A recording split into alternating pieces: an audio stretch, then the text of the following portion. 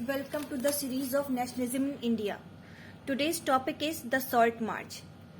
तो प्रीवियसली हमने पढ़ा था कि जब पूर्ण स्वराज की डिमांड की गई तो वो इतनी सक्सेसफुल नहीं हुई, तो महात्मा गांधी ने सोचा कि इस तरीके के एब्स्ट्रैक्ट आइडिया से कोई काम नहीं चलेगा, मुझे कोई कॉन्क्रीट इशू लाना पड़ेगा जिससे कि हम अपनी फ्रीडम स्ट्रगल्स को और पावरफुल कर पाए। तो महात्मा गांधी फाउंड, तो चलिए डिस्कस करते हैं the salt march. Mahatma Gandhi found in salt a powerful symbol that could unite the nation. उन्होंने सोचा कि नमक ही एक ऐसा पावरफुल सिंबल या टूल है जिससे पूरा देश एक हो सकता है। तो इसी के मद्देनजर on 31 January 1930 he sent a letter to viceroy Irwin stating 11 demands. यही सोचकर उन्होंने 31 जनवरी 1930 को वहां के उस समय के प्रेजेंट वायसराय इरविन को एक लेटर लिखा जिसमें उन्होंने अपनी 11 मांगे रखी। जो मांगे किस तरीके की थी? Some of these were general interest, कुछ ऐसी थी जो जनरल इंटरेस्ट की थी, सभी के मतलब की थी, और कुछ स्पेसिफिक डिमांड्स भी थी, जैसे कि कुछ इंडस्ट्रियलिस्ट से रिलेटेड, कुछ पीजेंट से रिलेटेड, यानी कि कुछ उद्योगपति की मतलब की थी, कुछ पीजेंट से रिलेटेड थी, और कुछ ऐसी थी जो सबके लिए कॉमन थी। उन्हीं में से एक मुद्दा जो कॉमन था वो था नमक का।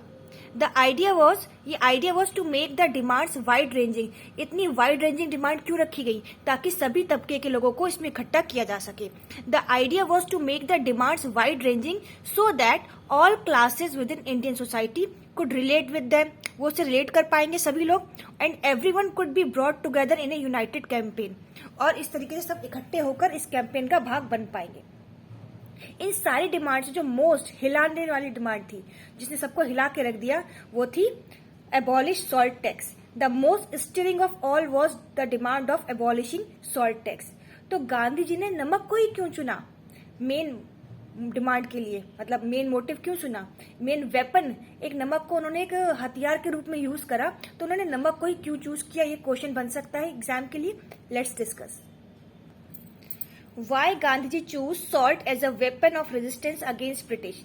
गांधी जी ने ब्रिटिशर्स के खिलाफ नमक को हथियार के रूप में क्यों यूज किया? तो बहुत ही बेसिक से रीजन है जो आप सबको पता ही है। Salt was something which is consumed by the rich and the poor alike. नमक वो चीज थी जो गरीब भी खाता और अमीर भी कंज्यूम करता था। It was an essential item for food. वो खाने के लिए इंपॉर्टेंट था। एक बार को हम चीनी के बिना तो फिर भी रह सकते हैं, पर नमक के बिना रहना बहुत ही मुश्किल है। मोनोपोली ओवर सॉल्ट प्रोडक्शन, और ब्रिटिश सरकार ने सॉल्ट के प्रोडक्शन पे मोनोपोली कर रखी थी, यानी कि गवर्नमेंट कंपनी से नमक प्रोड्यूस कर सकती है और कोई नहीं। तो monopoly over salt production and taxes on it, और उस पर टैक्स लगाना। गांधी जी ने कहा ये ब्रिटिश सरकार का सबसे अत्याचारी वाला रूप है, इसीलिए मैं नमक के मुद्दे को उठाता हूँ। इसी के मद्देनजर जब लेटर इरविन जी को भेजा गया, वायसराय इरविन जी को भेजा गया, और कहा गया कि 11 मार्च तक अगर मेरी डिमांड्स फुलफिल नहीं हुई तो हम लोग एक बड़ा कैंपेन करेंगे, जिसका नाम था सिविल डिसोबीडियंस। अब इरविन वायसराय ने कहा मैं तो बातचीत भी नहीं करूंगा इस मुद्दे पे। तो गांधी जी को आ गया गुस्सा, और उन्होंने फिर शुरू करी अपनी डांडी यात्रा नमक कानून तोड़ने के लिए। वो हम अपने नेक्स्ट टॉपिक में पढ़ेंगे। तो आई होप आपको ये बात समझ में आ गई होगी, why Gandhi ji choose salt as a weapon of resistance against British, और महात्मा गांधी ने नमक को क्यों चुना, और उन्होंने 11 डिमांड जो रखी थी वायसराय इरविन की, वो क्यों रखी थी, उन्होंने सब तबके के लोगों की डिमांड को क्यों रखा, ताकि सब लोग एक यूनाइटेड कैंपेन के रूप में आए और इस स्ट्रगल का पार्ट बने। तो नेक्स्ट टॉपिक हमारा होगा Dandi march. See you in the next video. Till then take care.